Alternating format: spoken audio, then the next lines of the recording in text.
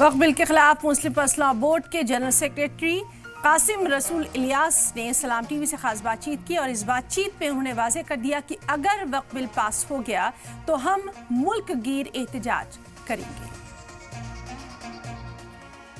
जी देखिए, बदकिस्मती है कि ये सरकार जो है कम्युनल एजेंडे के साथ काम कर रही है, कम्युनली मोटिवेटेड बिल लाई है उसने।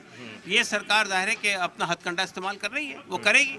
लेकिन बहरहाल हमारे पास भी हमारे साथ जनता है, हमारे साथ मुसलमानों के अलावा सिविल सोसाइटी के लोग हैं, हमारे साथ दलित हैं, आदिवासी हैं, दीगर माइनॉरिटीज़ के लोग हैं, ओबीसी के लोग हैं। हम देशव्यापी अभियान छेड़ेंगे इसके खिलाफ। अगर बिल आज लोकसभा में आता है, कल को राज्यसभा में पास हो जाता है, तो फिर आगे के आप लोगों की तशरीह क्या होगी, किस तरीके से? नहीं, हमने बताया ना आपको कि ये लड़ाई एक दिन की दो दिन की लड़ाई नहीं है। हम लंबी लड़ाई लड़ने के लिए तैयार हैं। हम देशव्यापी अभियान छेड़ेंगे, पूरे देश के लोग हमारे साथ खड़े होंगे और ऐसी चीज़ जो आइडिया ऑफ इंडिया को ख़त्म करने की जो कोशिश की जा रही है, हम इसको रोकेंगे। कहा कि किसान आंदोलन भी हुआ था, किसानों को लेकर बिल आया गया था, किसानों ने इतने देर प्रोटेस्ट किया, उसी तर्ज पर आप लोग भी करेंगे। शाहीन बाग की बात हो रही है, पूरा देशव्यापी आंदोलन की बात हो रही है, किस तरीके से हो रहा है? देखिए, हम ये तो मिसाल दे रहे हैं आपको, ये नहीं कि हम किसानों को इमिटेट करेंगे या शाहीन बाग के तर्ज पर काम करेंगे।